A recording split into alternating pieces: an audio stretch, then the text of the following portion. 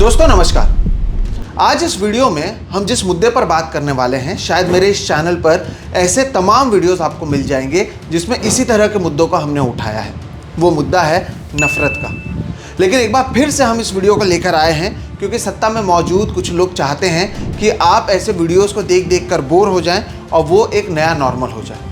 आज जिस मुद्दे पर हम बात करने वाले हैं वो है मुस्लिम समुदाय के साथ ग्रामीण महाराष्ट्र में हो रहे नाइंसाफ़ी के बारे में।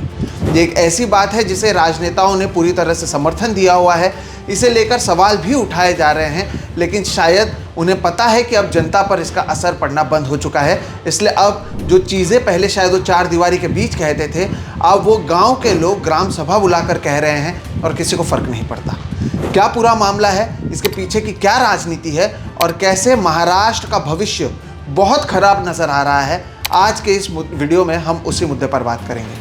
नमस्कार दोस्तों, मेरा नाम है सोहित मिश्रा और आप सभी का एक नए एपिसोड में बहुत बहुत स्वागत है। अगर आपने अब तक मेरे इस चैनल सोहित मिश्रा ऑफिशियल को सब्सक्राइब नहीं किया है तो ज़रूर इसे सब्सक्राइब कर लें।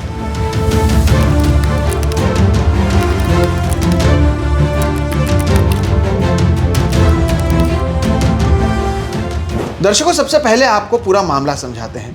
दरअसल माढ़ी नाम का एक गांव है महाराष्ट्र के पाथर्डी तालुका में। ये तालुका आता है अहिल्यानगर ज़िले में, जिसका पहले नाम हुआ करता था अहमदनगर, लेकिन उसका नाम बदलकर अहिल्यानगर कर दिया गया है।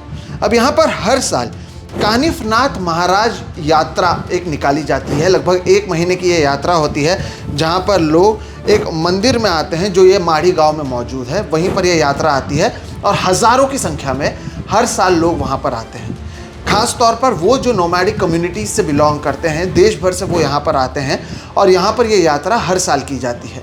ये लगभग 700 साल पुरानी एक परंपरा है जो चली आ रही थी। लेकिन इस साल 28 फरवरी से जब ये यात्रा शुरू होने वाली थी, उससे पहले 22 फरवरी को यही माढ़ी गांव के कुछ लोगों ने एक ग्राम सभा बुलाई और इस सभा में ये फैसला लिया गया कि इस बार के जो ये यात्रा है, यहाँ पर ना ही किसी मुसलमान को दुकान लगाने दिया जाएगा और ना ही किसी को इस यात्रा में सहभाग होने दिया जाएगा। जबकि सालों साल पुरानी जो परंपरा रही है उसमें हिंदू मुस्लिम साथ में यहाँ पर काम करते हुए नज़र आ रहे हैं। ऐसा एक फ़ैसला लिया गया और इसे पास किया गया।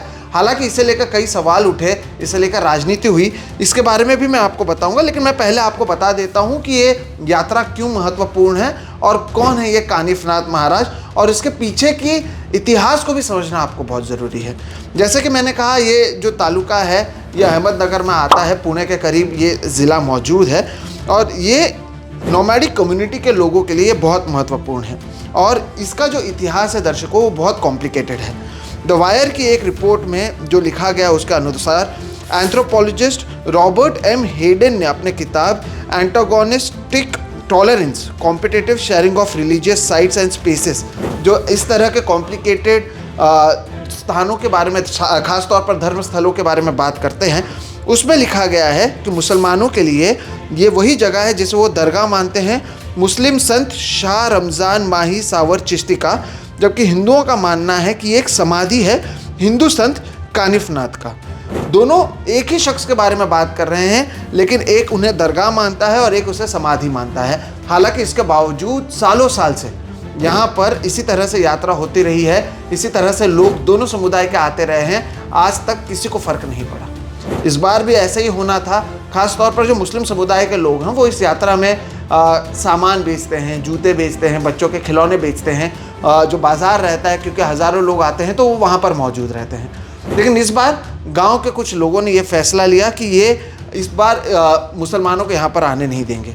जो लोकल लीडर्स हैं उनका कहना है कि हिंदुओं की परंपरा को शुद्ध रखने के लिए उन्होंने ये फैसला लिया है और उन्होंने ये भी कहा है कि यहाँ पर जो मुस्लिम हैं वो हमारी परंपराओं को नहीं समझते हैं, ये हिंदू परंपरा है जिसे हम शुद्ध रखना चाहते हैं और इसलिए हमने ये फैसला लिया है।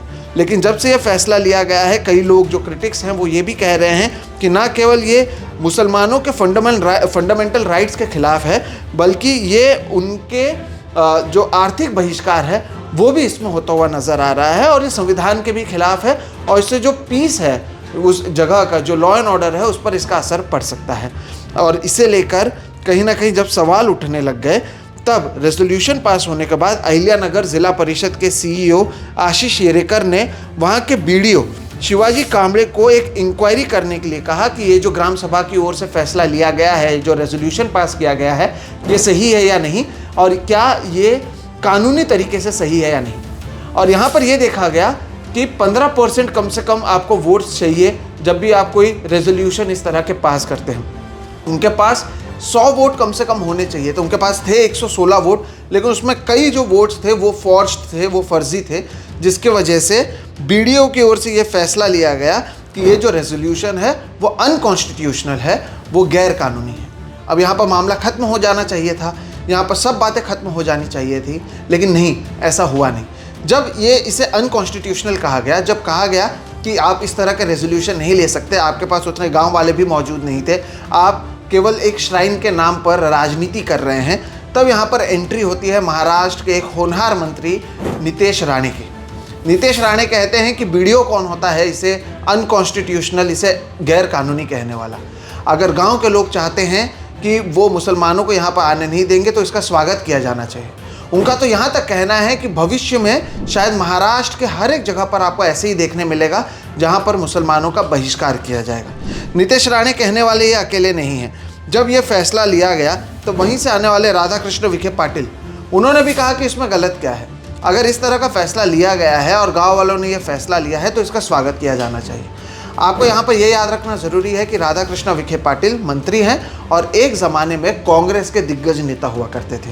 नितेश राणे मंत्री हैं, एक ज़माने में वो शिवसेना जब एक हुआ करती थी उसमें थे, फिर वो कांग्रेस में थे, अब वो बीजेपी में हैं, उनके भाई एकनाथ शिंदे की शिवसेना में हैं, और ये दोनों मंत्री कहीं ना कहीं इसका स्वागत करते हुए नज़र आ रहे हैं।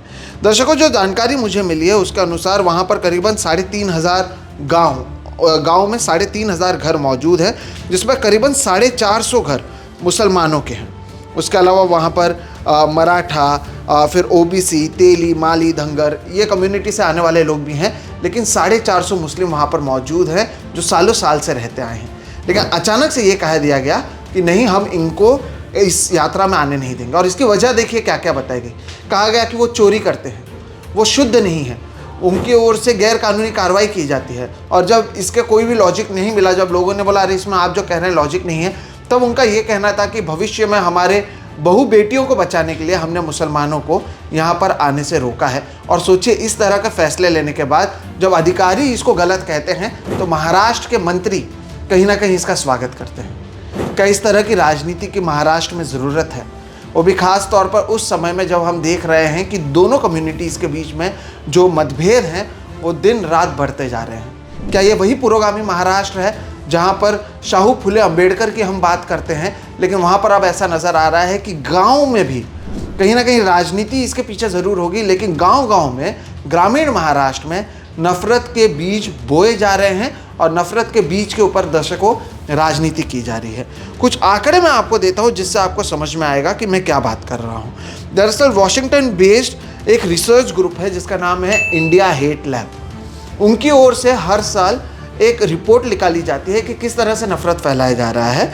वॉशिंगटन बेस्ड रिसर्च ग्रुप है ये, और उन्होंने कहा है कि साल 2024 में इंडिया में हेट स्पीच माइनॉरिटीज़ के खिलाफ 74% से बढ़ी है, 74% से।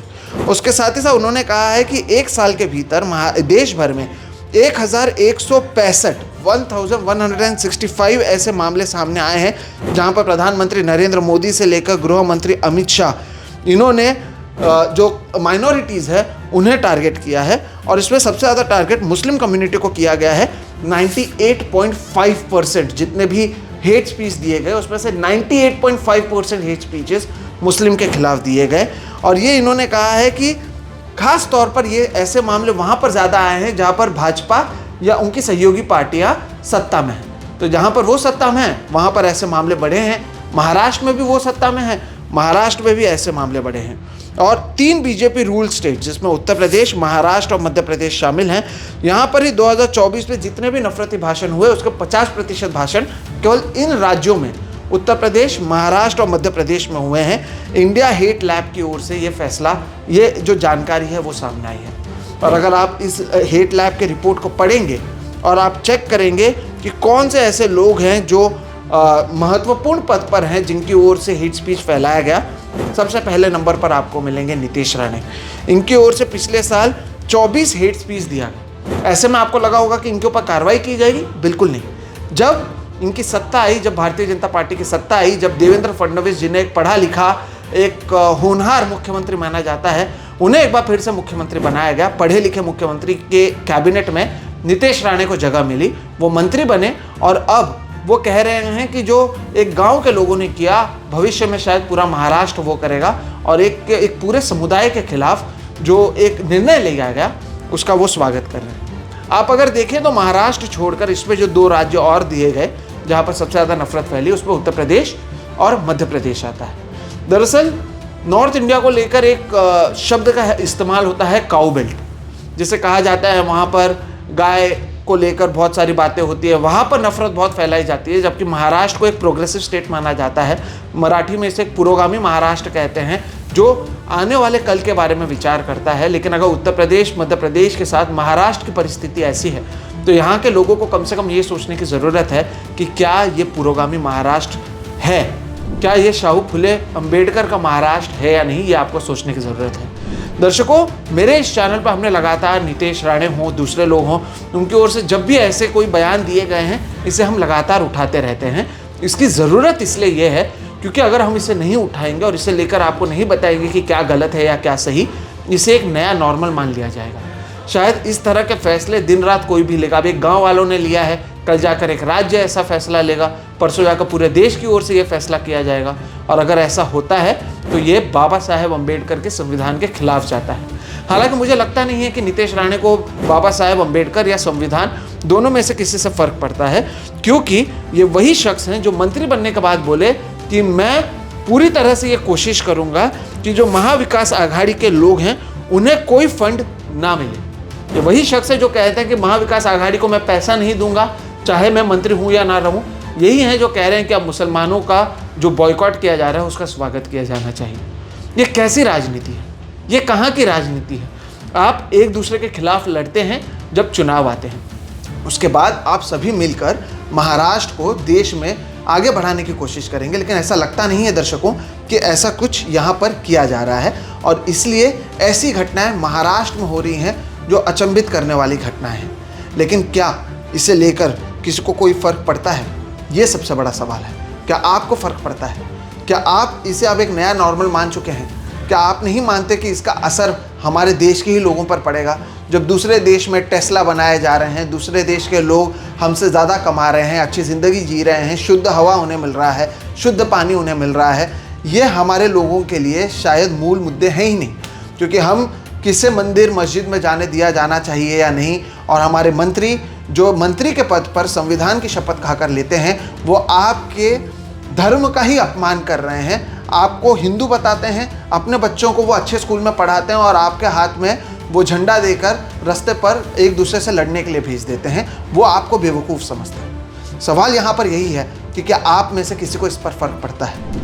बीडीओ को ओर से फैसला लिए जाने के बाद जब मंत्री की ओर से कहा जाएगा कि आप इस फैसले को कैसे ले सकते हैं, और भविष्य में इस तरह की परिस्थिति देश के अलग अलग जगहों में, महाराष्ट्र के अलग अलग जगहों में नजर आएगी, और जब देश के प्रधानमंत्री और गृह मंत्री पर भी सबसे ज़्यादा नफरती भाषण फैलाने के आरोप लगाए जाते हैं, तो यहाँ पर हर किसी को समझने की ज़रूरत है कि हमारा देश का भविष्य खतरे में है या नहीं।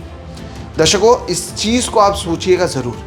और इस वीडियो को ख़त्म करने से पहले मैं एक महत्वपूर्ण अनाउंसमेंट भी करना चाहता हूं, क्योंकि इस तरह के तमाम मुद्दे होते रहते हैं और मेन स्ट्रीम मीडिया में इसे लेकर जानकारी नहीं आती है। अगले सोमवार से हम एक लाइव बुलेटिन शुरू करने वाले हैं, जहां पर दिन के 10 ज़रूरी खबरें आपके सामने हम लाएंगे। वहाँ पर हमारे कोई ओपिनियन नहीं होंगे, वो खबरें होंगी जो हम आपके सामने पेश करेंगे, और ये भी बताएंगे कि ये खबरें क्यों महत्वपूर्ण हैं, और ये अलग अलग क्षेत्र की खबरें हम आपके सामने लाइव लेकर आएंगे। अब तक जिस तरह से आप लोगों ने मेरा सहयोग किया है, मैं उम्मीद करता हूँ भविष्य में भी आप इसका सहयोग करेंगे। और एक अलग एक्सपेरिमेंट है, क्योंकि मैं टीवी से आता था, मुझे पता है कि एक बुलेटिन कैसे बनाई जाती है, और वही प्रयोग अब इस यूट्यूब पर हम करने की कोशिश करेंगे। मुझे उम्मीद है कि आप वहाँ पर ज़रूर आएंगे। फिलहाल इस वीडियो में इतना ही। ये वीडियो बहुत महत्वपूर्ण मुझे लगा, इसलिए मैंने इस वीडियो को आपके सामने लाया। अगर आप भी मानते हैं कि महत्वपूर्ण वीडियो है, तो ये ज़्यादा से ज़्यादा लोगों के साथ साझा करें। साथ ही साथ इस वीडियो को लाइक करें, इस पर कमेंट करके आप बताएं कि आप इसके बारे में क्या सोचते हैं, क्योंकि ऐसा करने पर ट्रैक्शन भी बढ़ेगा और ये वीडियो ज़्यादा से ज़्यादा लोगों तक भी पहुंच पाएगा। अगर आपने अब तक मेरे इस चैनल सोहित मिश्रा ऑफिशियल को सब्सक्राइब नहीं किया है, वो भी कर लें, बेल आइकॉन दबा लें, ताकि जब भी हम इस तरह के वीडियोस करते हैं उसकी जानकारी आपको मिलती रहे। फिलहाल इस वीडियो में इतना ही। मेरा नाम है सोहित मिश्रा, आप देख रहे हैं सोहित मिश्रा ऑफिशियल। नमस्कार।